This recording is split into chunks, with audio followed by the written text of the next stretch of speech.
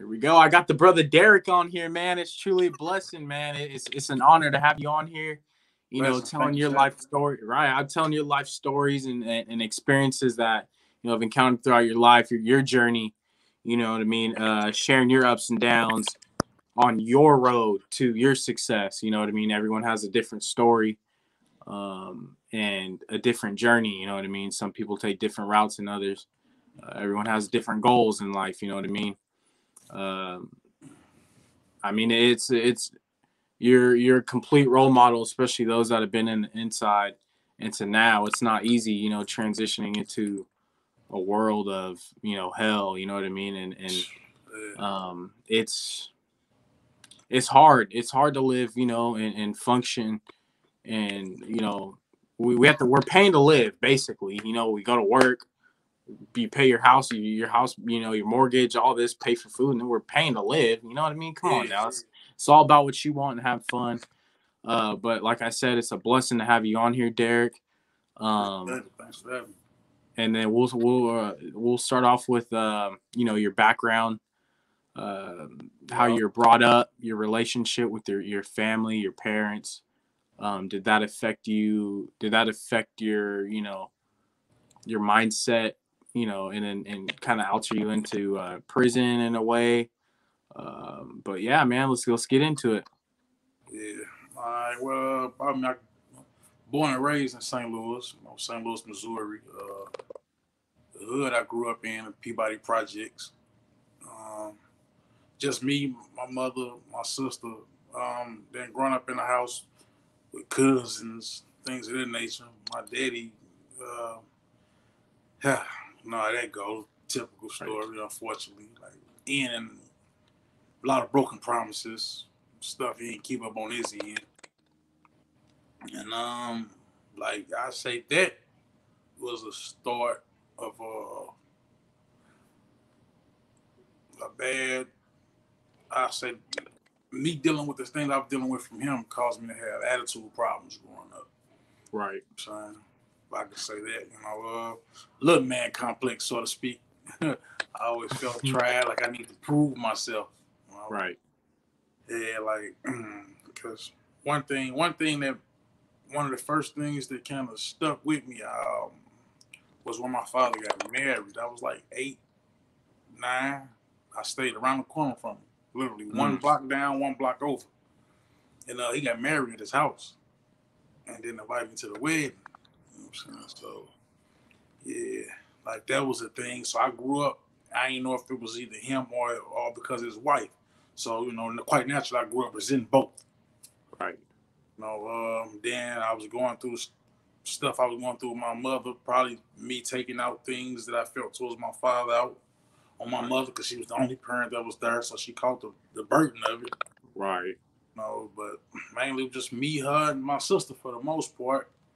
And she made do with what she could, being that she was on her own from 16, from her past problems or whatnot. So it's just like, yeah, trickle down effect, I guess, so to speak. Right. It all kind of, especially being not having your father around, because I can relate to you, brother. Like, I have a story too, you know what I mean? And I can relate to a lot of my guests. I didn't have my dad around, um, here and there. He struggled with drug addictions. So being in that house, broken promises, like you talked about, you know what I mean, kind of affected me in a way. Yeah, Um, but especially for you having that, having a sister and your mom having to kind of play that father figure, that father figure, role in the house. You know what I mean? At yes, being at a young age, that's a lot of pressure on you, and a lot of to take on your shoulder, man. Especially being a black man in a household, and trying to prove yourself. You know what I mean? Kind of in a way. So then my mother at a point in time, my mother was off to the streets. That's what she knew. You know what I'm saying? So it's like that was a family thing. Like on my mother's side, a lot of us gravitated towards the streets, her included. She was just fortunate enough to get out without any hiccups. Um, But like, yeah, man, going through that, like you said, your father, was like dealing with drugs. I can't even say it about my father, man. He just He wasn't there. wasn't there, He just wasn't there. But like, it's his loss, whatever. Right. Uh-huh. Absolutely. I don't trip off of it now. But like I said, that was probably the start to a lot of things because a lot of anger and resentment I used to hold in towards him. I lashed out and took it out on other people, mainly other kids, whether outside playing or at school. I was one with a short fuse, a real short temper. You couldn't say much to me. Right. I wouldn't let nobody get away with the slightest mishap, the slightest infraction. I was addressing it. Like, so, but even through all that, I always been an introvert. I always been more to myself. I always been more to myself. But my mind, I always loved to read, and I always had a thing for numbers, math. Right. So that I used to use. I used to use like read, or I might do a Sudoku puzzle, expand my mind, like things that challenge my brain, that help me escape. I dealt with video games and things of that nature, but for the most part, I always like things that cause me to think. Right. Um, damn. As I got older, I basically fell more and more to the streets. Like I was playing football. That was my only safe haven outside of the streets. Mm. Sports, mainly football. So like, if a football season roll around, then I'm cool. More than likely, I'm not getting in no trouble. Right. I was solely focused on that. But when football season was over with, I was in all kind of bull crap. Right. You know, Do you feel? Do you feel like the youth? You feel like the youth needs that more, especially in like certain communities? You'd say like more minority yeah. communities, like more programs and more like sports. You know what I mean? To keep them Yeah. busy and off the streets. What do you think so? Most definitely. That's like now. One of my brothers, one of my bros. We grew up playing football together for the same team, and now me and him. I just got a call from him last week. Me and him gonna be coaching a football team this coming season. Okay, that's what's up. Coaching a football team this coming season, like that helps because whereas I have brothers on my father's side, but we didn't grow up together. Right. And this football team gives me brothers, a coach who was a father, a real father figure, Right. and so it brought about some sense of structure and discipline. Right. That moms couldn't teach me. That's a woman. One thing, she can do her best, but raising a boy into a man is something a woman will never be able to do. Right. Absolutely. Absolutely. Yes, sir. So like that help. Yeah. That help. You know what I'm saying? It's more than just the game. It teaches you how to take accountability. It teaches you how to work with others. So I say that helped a lot, and that's most definitely needed. Man, that's what's wrong. That's what's wrong right now today. That's what's lacking. The youth don't have enough outlets, to express themselves. So if the inner city youth don't have enough outlets to express themselves, such as football, basketball, even if it's just a boys and girls club where they Right. go for Yes, after sir. school program and big brother, big sisters, things, it'll stop a lot of them from gravitating towards the streets.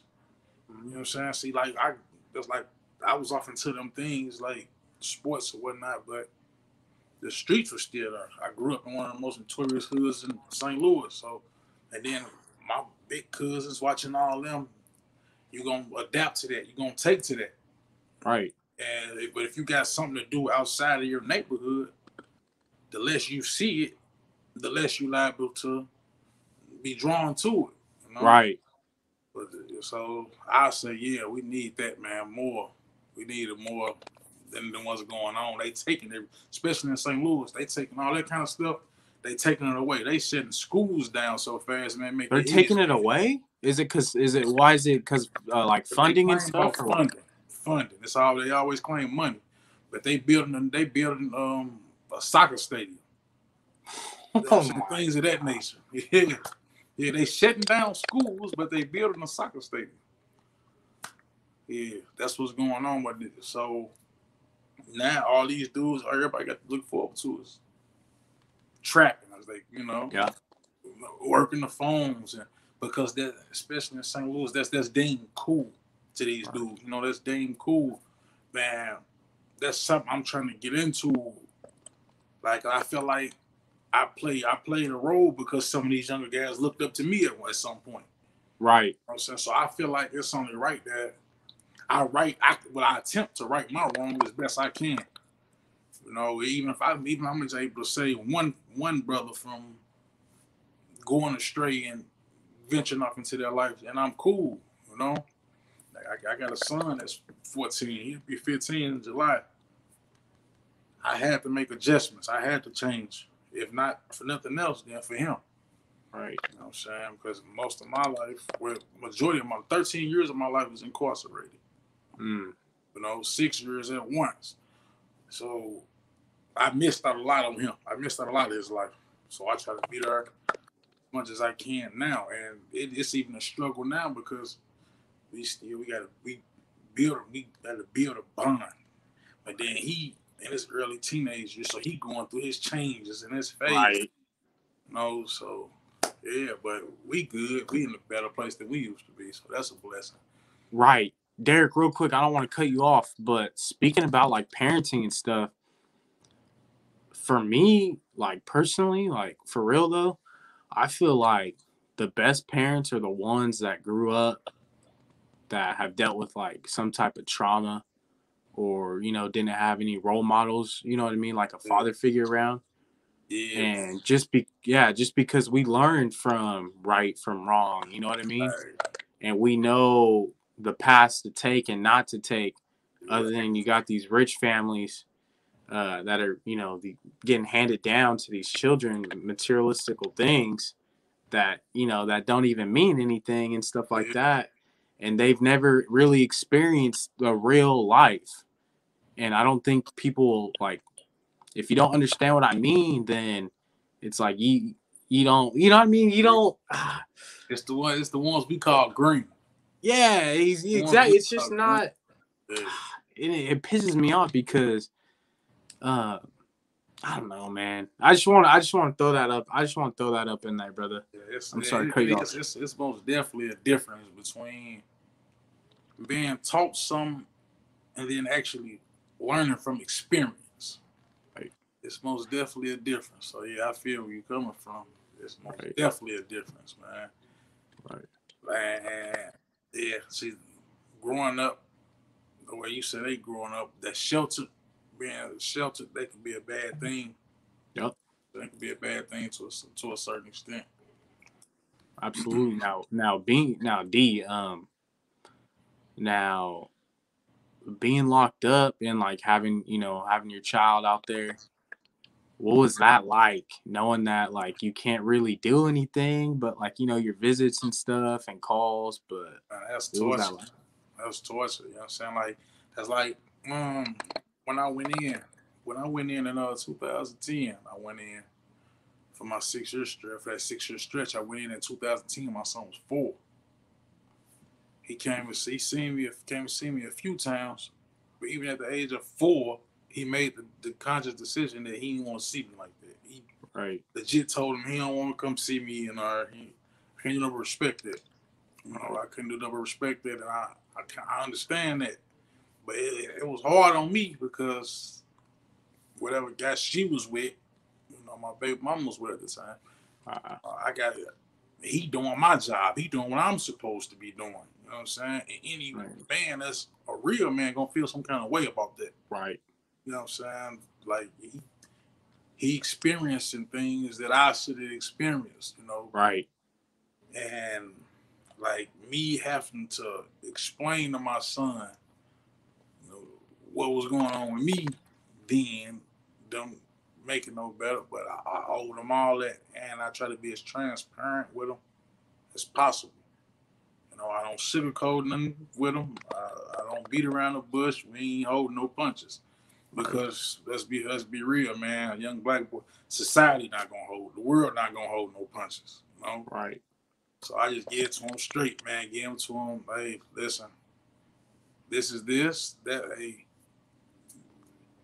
and nothing fun about it. But it was Right. most definitely stressful. It most definitely gave me a few gray hairs. I say that. It Right. was it was most definitely a stressful thing, man. Most definitely a stressful thing because not knowing, and then anything liable to happen. So there's no guarantee that I'd have made it back out here, to even see my child. Right. Anything, was liable to happen. So it be that, and then you go through things, child's mother, and y'all don't talk for a while, and yeah, all that stuff, man. That's most definitely Right. a stressful situation. Right. Well, look at you now, brother. You're out now, doing good. So hopefully Yeah. doing good, right? Oh Doing yeah. what you like. Yeah. So do you think do you think your life would have took a different path if your father was involved in your life and your mother was kind of like on a straighter path? You know what I mean? Yeah. Most definitely. Yeah. Most definitely because a kid is nothing but a sponge. Right. A Right. kid is nothing but a sponge. You gonna soak up what's around them. They're gonna take in everything that they see. You know what I'm saying? And kids see things even when you don't think they see it. So yeah, had both parties took a different route, took a different approach. Then yeah, without a doubt. Without a doubt. Right. Without a doubt, because I witnessed my mother struggling. So I felt like at a young age, I'm the only guy, I'm the male of the house. I'm the man. So even at a young age, 10, 11, I got curious. That's when I ventured off towards the streets. Right. Mom need help. Hey, tired of seeing her struggle, but it's only so Right. much I can do. I ain't old enough to work. Yeah.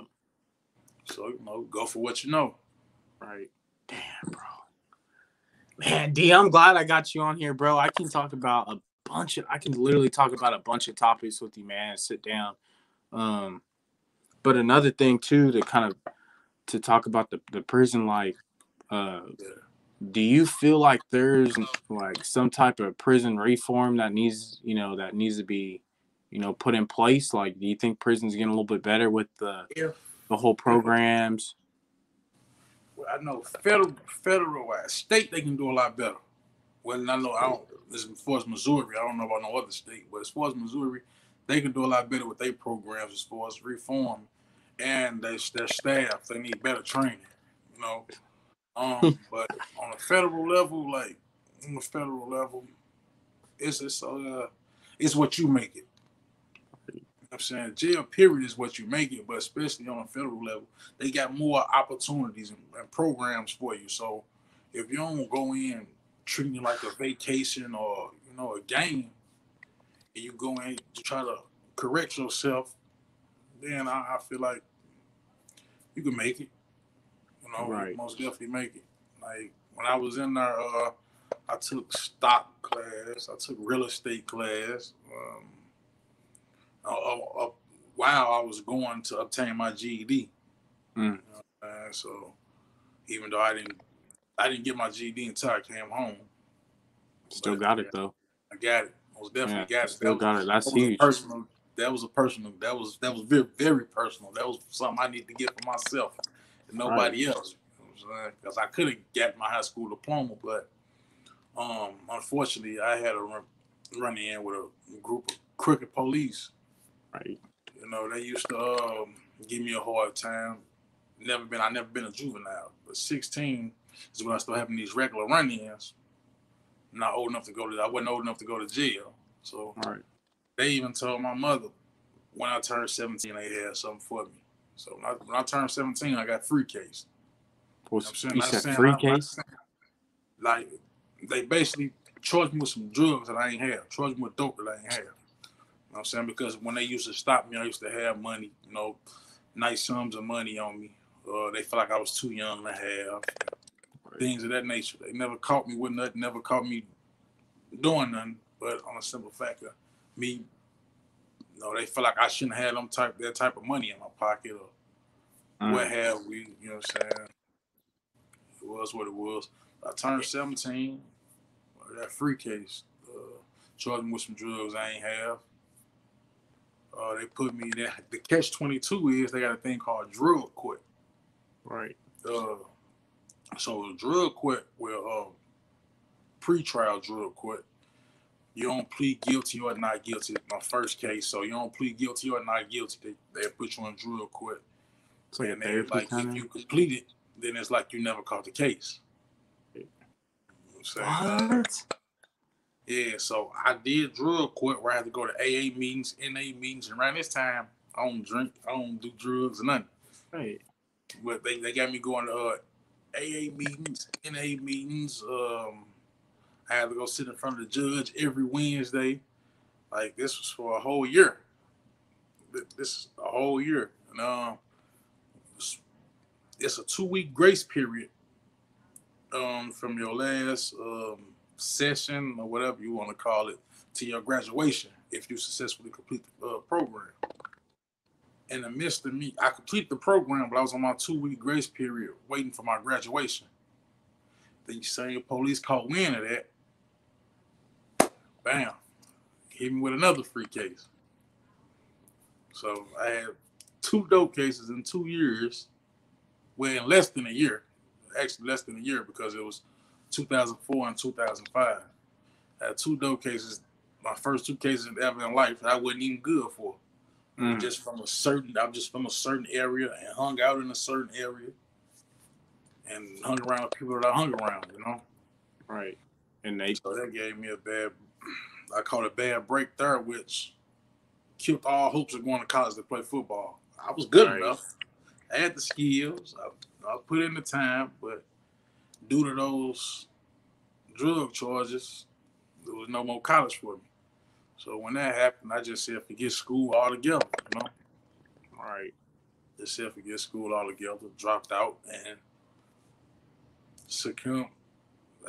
Went full-fledged in the streets, basically. Right. I went full-fledged in the streets, I made a bad situation worse, you know? But you live and you learn. But yeah, man. But it's like if you had that, like, I mean, I wouldn't even say it was your. I mean, you have choices in life, but it's that. It's just that, you know what I mean, that father figure and that guidance, you know what I mean, that people that the youth need, and being stereotyped and by a crooked cop, because there's thousands of them, you know, that are getting away with stuff, that are getting away right now. You know what I mean? And it's very unfortunate that you got stereotyped in that position, let alone if it was someone of a different color. I don't like to really bring race in it, but it's facts. If it was someone that was Caucasian, you know, a bag of money, oh, it's, you know, it's probably your dad's money, something like that. You know what I mean? But if your brother in there, oh, it's some dope money, whatever, this and that. You know what I mean? Come on now. These cops need to be better trained and better psychological, thoroughly checked, you know, and have a better background standing instead of this Blue Lives Matter. That's not even who's blue. No one's blue. You know what I mean? You know what I mean. Not all cops are bad. There's some good ones. Yeah. You know, that are there for the better. You know, but I feel like we need more. I believe in that, right? I feel you on that. But where I kind of disagree on that end, where they say is good cops to a certain extent, yeah. But how good are you if you allow the bad one to get away with what he's doing? Right. Okay. Right. You just as messed up as him, because if you and I go commit a crime, or just say you go commit a crime and I'm with you, I don't have to do nothing. You know what I'm saying? But if I'm with you, you commit a crime, and just by me not reporting it or not saying nothing, I'm accessory. Right. So why don't the same rules apply? Got you. That's facts. That's facts. Like, I'm glad. Yeah, that's facts, man. I'm glad you got me on that one. Yeah, it's like because I just feel like there needs to be, especially like down in because I'm in California, so yeah, I'm in Fresno. I stayed there for about a year and a half. I got an uncle and a grandmother that still stay there. Oh, in Cali, where at? Yeah, my uncle stayed at Inglewood. That's where he been since I can remember. My grandmother used to stay in Torrance, but she's in Riverside now. Oh, that's right down there. I'm in the Central Valley, but they're like Yeah. 2.5, 3. I'd say 3 hours away. So they're not far at all. But those cops in LA, man, crooked. Yeah. But I don't want to get too deep in that because I can go off on that. How Yeah. they did Rodney King and stuff like that, man. Yeah. And it's still going on. But anyways, man, this is you. This is about you. Um, I go off topic sometimes, how we have conversations about stuff. But yeah, man, the how was the prison when you were in there? How was the prison health wise, like condition? Medical is a joke. Health wise, they don't care really. They don't care really, man. Medical is a joke, especially on the state. Sheesh, man, you got that state level, you got to experience it in order to know. To like really know what I'm talking. Man, medical is a joke. They don't care. You ain't nothing but a number and a paycheck to them. Uh, That's it. That's all, man. Like, sheesh, man. You got to legit be dying to get some real help behind those walls, man. Behind them fences, you got to legit be dying to get some real help, and they probably gonna half-ass you then. mm. You know? So if you had like say for an example, if you had COVID right now and you're in prison, how would that kind of taking place? It ain't much they gonna do. Ain't much they gonna do because the infirmary is only so big. Then these the nurses. Let's not forget that the nurses they just regular people like females anywhere else. They had 8 days. Right. They want to talk to you crazy or they want to come to work and be lazy. Mm. They feel days like they already feel like you in there, so you less than human or something. You know, they really do the bare minimum, man. Like if you have people in there with COVID now, man, I can only imagine what they going through. I can only imagine what they going through, man. They gonna took you off in a hole somewhere and just let you be, man. Probably come check on you every blue moon. Mm. They think they can just throw some generic pain relievers or something at a problem and hey, you get on. Now, Derrick, being I'm not sure your circumstance in there, but from experiences, you probably had some of the brothers or whatever it was go to the shoe for weeks, months, or Oh years. man, I did 18 months in there. You did in the shoe? Yeah, no, man, when I was in a state joint, I was in I was at Jeff City Correctional Center. I was at Jeff City Correctional Center during my state time. Yeah, I did 18 months. 18-month stretch because they got a phase program. They got a phase program. Phase one, you got to earn. You got to earn your bare minimum. You got to literally earn your underclothes. You got to earn a sheet.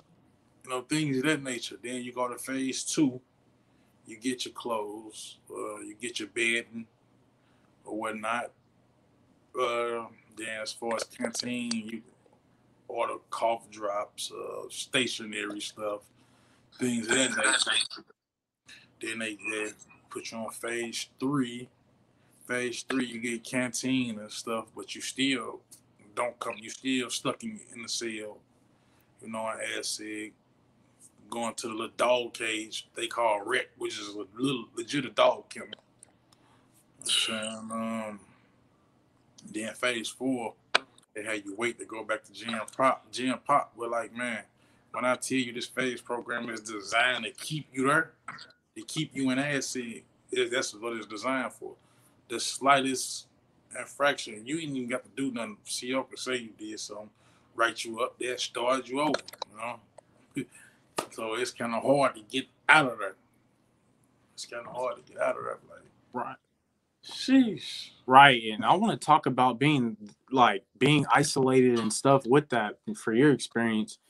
Um, that's like to me that's inhumane, man. Trying to, you know, prove yourself or do whatever you got to do for a sheet or a pillow or whatever it may be, man. Come on now. That's Like, like teasing a dog. That's yeah, like, you know what I mean? What are you doing? It's supposed to be a rehabilitation correctional. facility, whatever you want to call it. But I think it's just a warehouse. That's all it is. Yeah, a warehouse. And I had OG on here the other day, and he was mad. He went to prison in the 60s or 70s, or I think it was 60s or 70s. He's like, man, it ain't no, rehabilitation. It's just a warehouse full of men, man. Yep. Getting the paycheck, all that, and yeah. They get a lot of money. The institutions get a lot of money for housing these the inmates or whatever you want call it. But was for you, man, being in that box, how was that like for 18 months? Because you get 23 hours in there and then an hour out. Depending on the day. Depending on the day. Rec come Monday, Wednesday, Friday. Rec come Monday, Wednesday, Friday. That's the only time. Yeah, and then Monday, Wednesday, Friday, man. And you're gonna make the decision. You're gonna either go out there in that dog kennel and stretch your legs, or you're gonna get in that shower. The choice is yours. You know what I'm saying? You're not gonna do both. So if you choose to go to the shower, then you won't make it outside to the little dog kennel to stretch your legs. Or if you choose to go outside, you won't make it to the shower to wash your behind. Right. No, bro, what? Yeah, it's deep, man. Then the food, they give you the bare minimum, literally give you enough just to keep you alive. They give you enough just to keep you alive, man. And this is why I do what I do. You know what I mean? Kind of, the injustice. I already told you the injustice that go on inside there. People don't know unless you talk about it. You know what I mean? Everything's on closed doors on a wall. Oh, it's like I went back, man, and at 2017, I went back on a little mishap, whatnot. But I said to say, we got a city jail called the Workhouse, MSI, St. Louis City Workhouse, or whatever you want to call it. And at the time, 2017 summer, it was all over the news and everything, man. We had a heat wave. Like when I say this place is supposed to be shut down, like the address is non-existent. If you put in the address to the St. Louis City Workhouse, the pick and pull across the street, which is like a junkyard where you go get used car parts from, that pops up. You know what I'm saying? When your mail, when you get roped, when your people's write you down there, they actually send it to the other city jail and they get brought over to that jail. You know what I'm saying? Yeah, like mice run rapid. Like some big mice.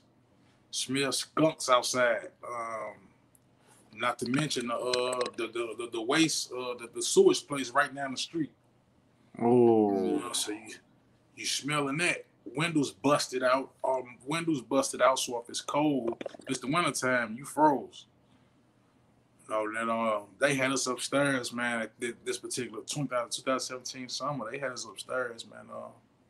With a bad heat wave in St. Louis. So they had us up there with a 121 heat index, 121 degree heat index. And to make it even worse, the mayor we had at the time, Linda, whatever the lady name is, she came and do a walkthrough through there, but she never came upstairs. She never came upstairs or whatever. It was a lot of us that was upstairs who they considered problem inmates. We hadn't done anything to go to ask it to be put in the hole, but they put us upstairs because maybe times before that, when we came down there, we caused problems. Right. So they put us upstairs, man. Treat us like dogs. Treat us worse than dogs, really, man. Sheesh, boy, it was something terrible, man. Boy, it was all over the news. You can look it up though. Like it was all over the news. She came out, said she walked through the whole jail and everything was fine in her. Man, she never came upstairs. It was a lie. I'm talking showers full of black mold, roaches coming out the sinks. Like, yeah, man. I'm writing this down right now. You see me? Don't even mind me. I'm just taking note on it. I got it, bro. Like it came to the point, man. I have been down there so much, like in so long. It sounds crazy, right? Thinking about it, me before I even speak it out loud, like just me thinking about it, it seemed crazy. Like I had some type of agreement with the mice, so they wouldn't run in my area, so they wouldn't run in like where my bunk is, because like we got we our food and stuff is in a tote, the little bucket, the little Rubbermaid tote bucket things. The mice eat through them. The mice eat through them. So then once they eat through them, now they eating at your food and all that, man. So in order for me to stop them from coming eating this way through my buckets or hopping on them and getting in it or whatever, I used to take food. They had like this thing called a catwalk. It's called a catwalk where the COs make their rounds so they can go through and see. They supposed to come through every 15 minutes. They probably come through once every 45. But it's so they can walk through and don't have to come in contact with us. Well, so I guess so we couldn't harm them or whatever the case is. But I used to throw food at night. I throw food out on the catwalk. So the mice, as far as my bunk area, so the mice will go out and eat that stuff. So it won't come messing with, my food or whatnot, man. Yeah, kind of crazy, man. Talking about mice in the sink, mice hopping up in the sink. In the workhouse, you got 80. It's like 82 people to a dorm. It's a dormitory. It's like 82 people to a dorm, if I'm not mistaken. But it's so that's open, huh? Everything's open. Yeah, but it's a shower with like 4 shower heads for 82 people. Then you got excuse my language, we call them shitters, but toilet. There's 3 shitters. Mm-hmm. You're good, bro. People probably taking a crap in 2 of them, because one of them already been pissed out.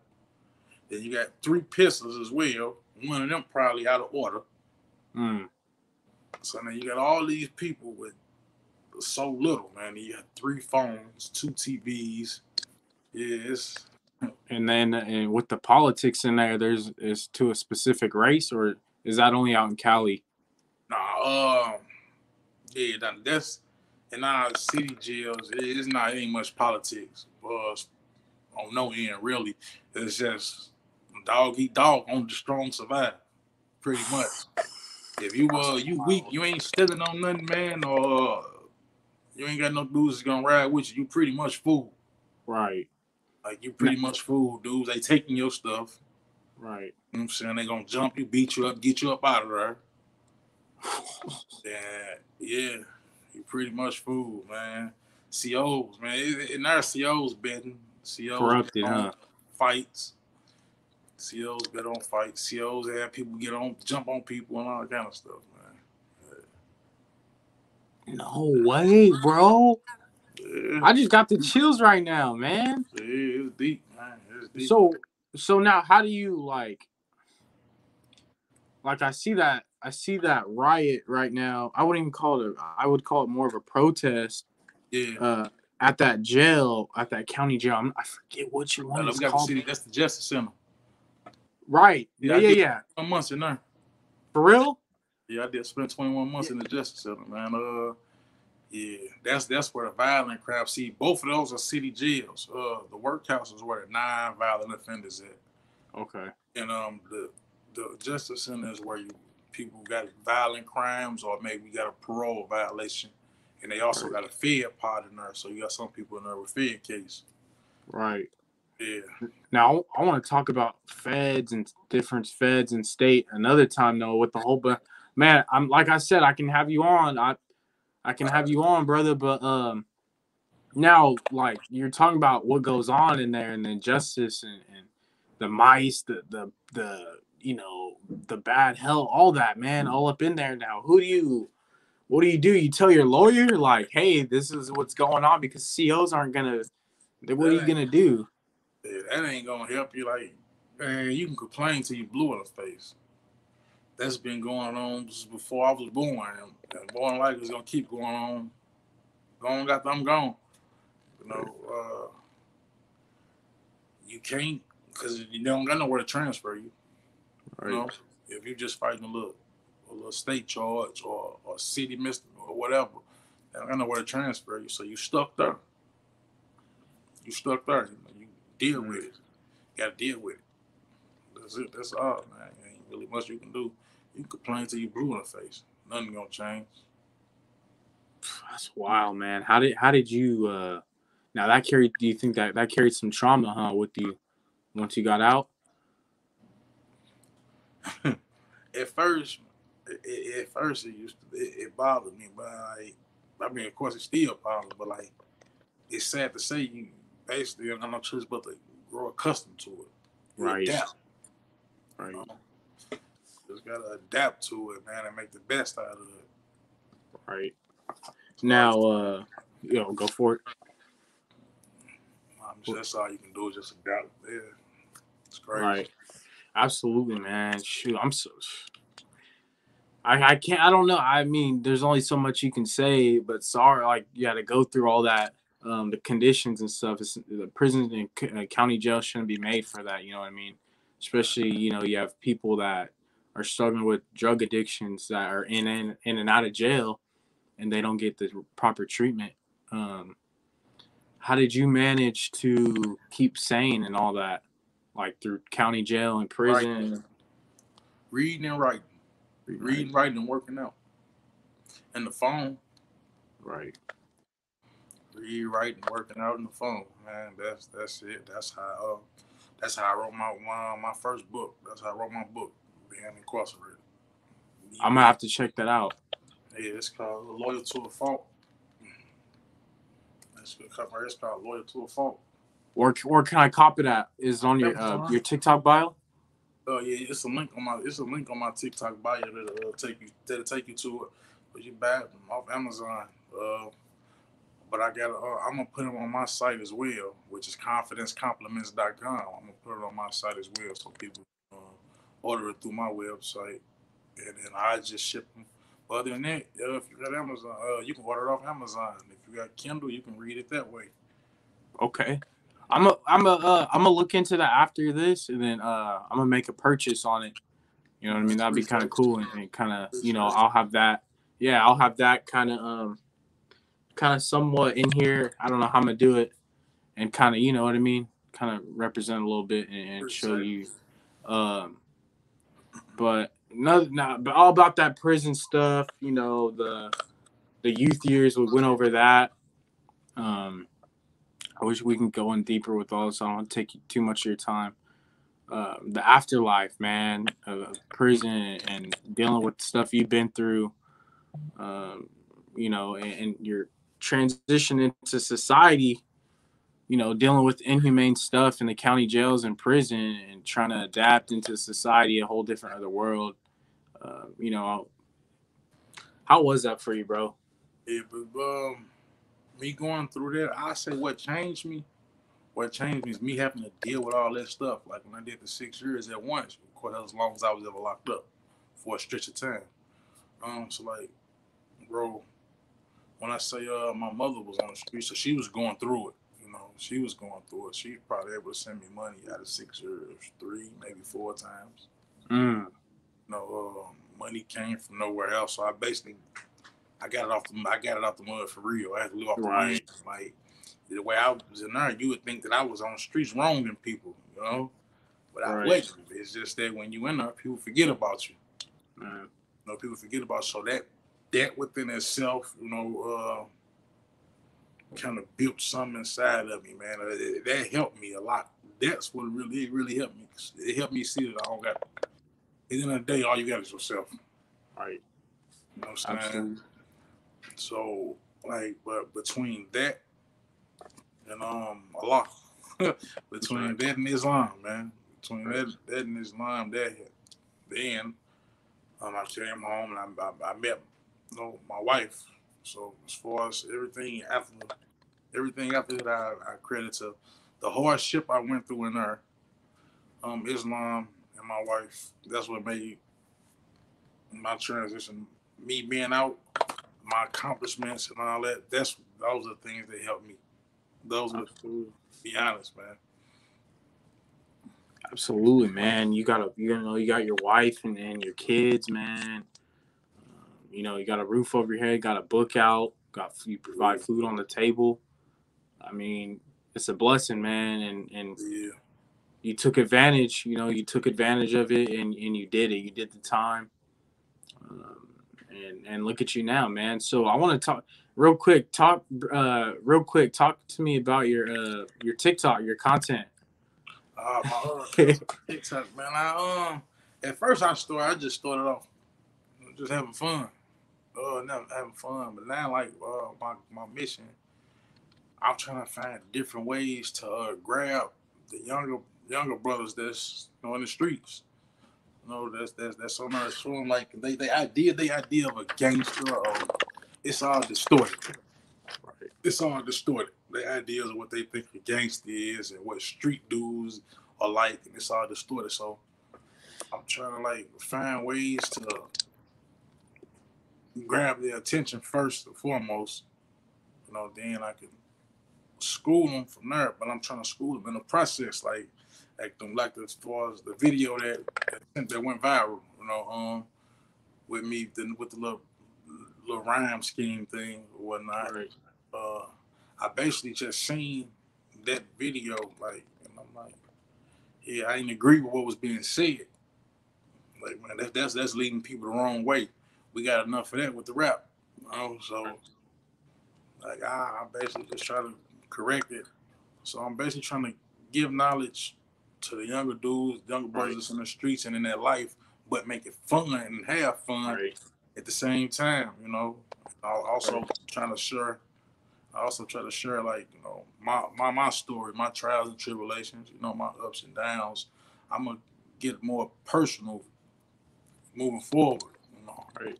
Get more personal with my videos or whatnot, my content on it. But Right. I'm just basically Absolutely. trying to have fun and educate at the same time. And we need it, man. Especially I mean, if you haven't gone through it and you're trying to like you're trying to explain something and spread type of awareness, and you haven't gone through anything like the struggle and stuff, what are you teaching, man? And you haven't been through it. But for Experience you, is the best teacher.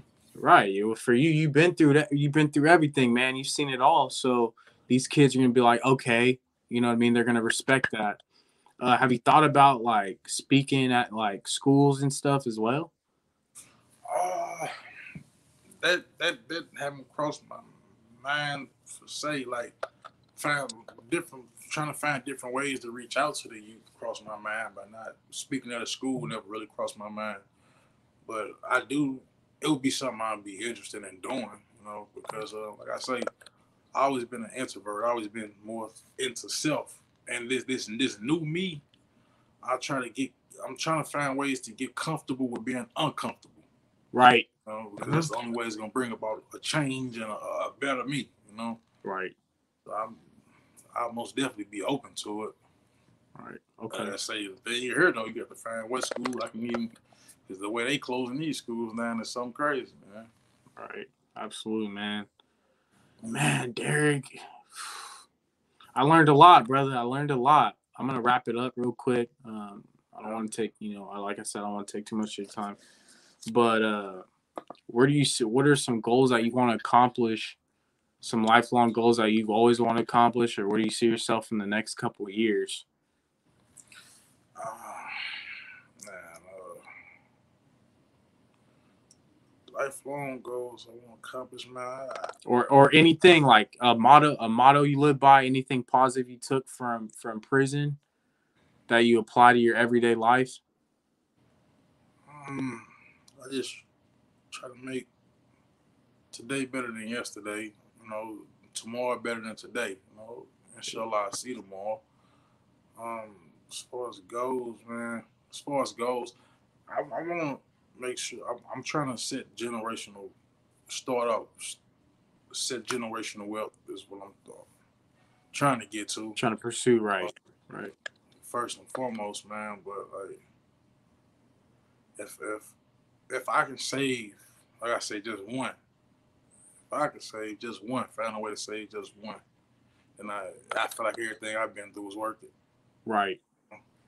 Even if I could Everything save, happens for a reason. Yeah. yeah, man. That's pretty much what I'm trying to do, man.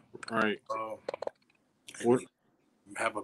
I'm trying to also my my store, my business, you know, my clothing, my online clothing. So I'm trying to put more into that, To the next level. take that up, yeah, up a notch or whatnot. Put out more books. I Right. got a book that I'm in the process of working on now. So Hell yeah. And you can use TikTok, man. TikTok and like Instagram Reels yeah, is a good one too. It's like TikTok. yeah, I'm Uh, just not getting off into that. Not getting off into the Instagram reels. Instagram Reels. Do you have your own YouTube channel? Not yet. No, not yet. Okay. Are you kind of techie or no? Not really technical with it. Yeah, not really. Really? My wife is though, so that's Right. plus. Oh, there you go. That's She a got me. plus. She got me on that end. Right. She got me on that end. She got all that covered. That's your manager right there, bro. Yeah, That's man. the manager. Um, now, some advice. We're gonna end it off with this. Some advice that you want to give to the youth that have been through, what you've been through. You know what I mean? Can you give them some advice? Some lifelong advice. That's because you're down on me and you out. You know, don't never count yourself out. And you gotta believe in yourself because nobody else gonna believe in you the way you gonna believe in you. Right. You know, just put one foot in front of the other. Keep pushing. Right. Hold your head up high, man. Take the good with the bad. You know, I say just be a thinker, man. Just be a thinker in any situation, and don't be a follower. It's okay. It's okay to be yourself. Right. Absolutely. Oh, I appreciate you, brother. Appreciate For real, you. man. I really do. Um, it's a blessing, man. I got to encounter with you and find you on TikTok because that one viral video I believe was the one that the one that I found you on. I believe so. And then, like I said, everything happens for a reason. I'm a strong believer. Congrats on your the books and stuff, and you got more coming out in the process. That merch, man. Once that merch is out, hit me up ASAP. I'm gonna tap in with the books, and tap in with that, and then as far as touching the youth and stuff, man, keep doing what you're doing because what you're doing is great. The youth needs to hear that. They need that role model, and that father figure that we really didn't have when we grew up. So it's a blessing what you're doing, man. Don't stop for nothing. Keep going, and I appreciate you, brother. Yeah, appreciate you, man. Yes, sir. I'm gonna end it here, and then